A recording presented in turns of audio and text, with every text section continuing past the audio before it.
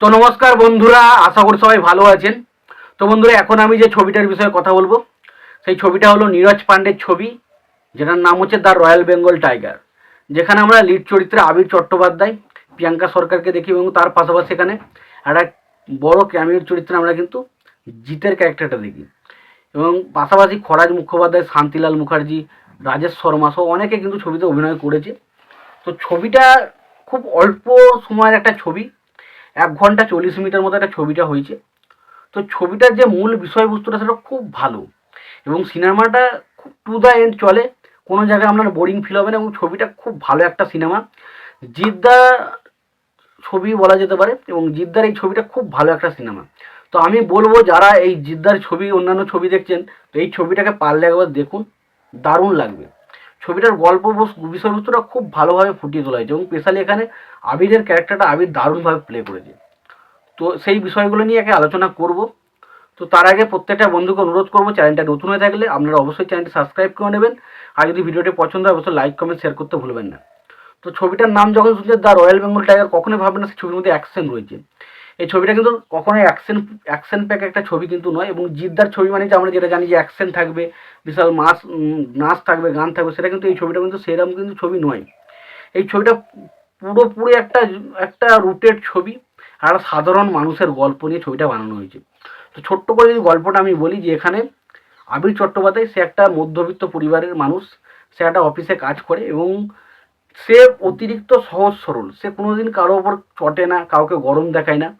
এই সহজ সরলতার সুযোগ নিয়ে প্রত্যেকটা মানুষ তার সঙ্গে যে দুর্ব্যবহারটা করে না, সেই জিনিসটা ছবির মধ্যে দেখানো হয়েছে এবং পরবর্তী সময় জিতের ক্যারেক্টারটা তাকে কীভাবে সেই জায়গা থেকে পরিবর্তন করছে সেটা জানতে গেলে অবশ্যই সিনেমাটা দেখতে হবে। তো সিনেমাটার প্রথম পজিটিভ দিক আমি যেটা বলতে পারি সেটা হচ্ছে আবির চট্টোপাধ্যায়ের পারফরমেন্স হয় অসাধারণ। একটা মিডিল ক্লাস ছেলে হিসেবে এবং একটা সাধারণ সহজ সরল ছেলে হিসেবে আবির চট্টোপাধ্যায়কে অসাধারণ লেগেছে ছবির মধ্যে, অসাধারণ। জাস্ট তার পারফরমেন্স নিয়ে কোনো কথা হবে না। তাকে যে জায়গাগুলো সে রেগে যাচ্ছে সেই জায়গাগুলো দেখুন, বা যেভাবে সে প্রথম দিকে একটা নর্মাল মানুষের মতো সাধারণ, যে কাউকে সাথে ঝামেলা করতে ভালোবাসে না, কেউ কিছু বললে মুখ বুঝে সহ্য করে নেয়, তো সেই জিনিসগুলো কিন্তু দারুণভাবে ফুটে উঠেছে ছবির মধ্যে। এবং তার পাশাপাশি আমি যদি বলি এখানে জিতের ক্যারেক্টারটা কিন্তু দারুণ গুরুত্বপূর্ণ ছিল। জিৎ এই ছবির ক্যারেক্টারে বলতে গেলে একটা মাখনের মতো কাজ করেছে, মাখন। একটা রুটি যখন খাবে সে রুটিটা যখন খেতে ভালো লাগে, বাট রুটিটার উপর যদি একটা মাখন মাখিয়ে দেন না, সেই জিনিসটা খেতে আরও বেশি শৌখিন হয়ে যায়।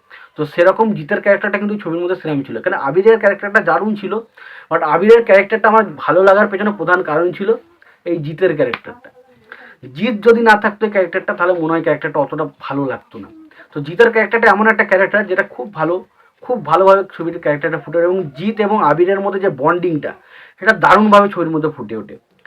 এবং প্রত্যেকের পারফরমেন্স, বাকি যে সমস্ত সাপোর্টিং ক্যারেক্টারগুলো ছিল, শান্তিলাল মুখার্জি বলুন বা খরাজ মুখোপাধ্যায় বলুন, বা ধরুন প্রিয়াঙ্কা সরকার রয়েছে বা রাজেশ শর্মা রয়েছে, প্রত্যেকের কাজ তাদের যেটুকু পেস পেয়েছে, যেটুকু জায়গা পেয়েছে, তারা কিন্তু তাদের জায়গায় কিন্তু যথেষ্ট ভালো কাজ করেছে।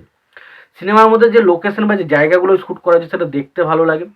ছবির মধ্যে যে ইমোশনাল পয়েন্টগুলো, যে ইমোশনাল দৃশ্যগুলো আছে, আবিরের প্রথম দিকে যে ইমোশনাল দৃশ্যগুলো বলুন, বা আবিরকে যেভাবে এত গরম দেখাচ্ছে, সেই সময় আবিরের চোখ মুখের এক্সপ্রেশনগুলো দেখুন, সেটা দেখলে আমি বুঝতে পারবেন যে সত্যি মানুষটা খুব কষ্টে রয়েছে।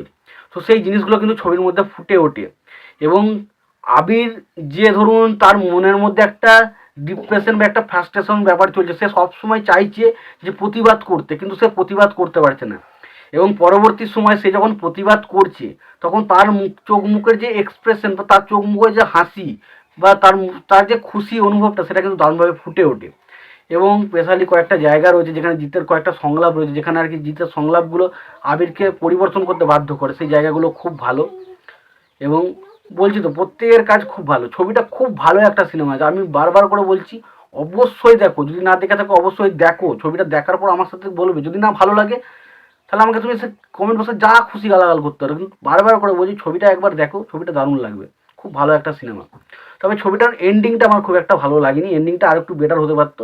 হঠাৎ করে যেন এন্ডিংটা শেষ হয়ে গেল, মানে ছবিটা খুবই শর্ট, আর একটু বড় করা যেতে পারতো, কিন্তু ছবিটার এন্ডিংটা হঠাৎ করে শেষ হয়ে যায়, যার কারণে ছবিটা সেই ইম্প্যাক্টটা কিন্তু ছাড়তে পারে না।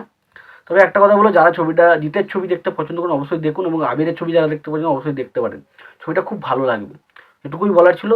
তো আজকের ভিডিও এটুকুই। যদি চ্যানেলটা নতুন হয়ে থাকেন অবশ্যই চ্যানেল সাবস্ক্রাইব করে নেবেন, যদি ভিডিওটি পছন্দ হয় লাইক কমেন্ট শেয়ার করে দেবেন, চ্যানেলটা নতুন হয়ে থাকলে অবশ্যই সাবস্ক্রাইব করে পাশে বেল আইকনটা অবশ্যই প্রেস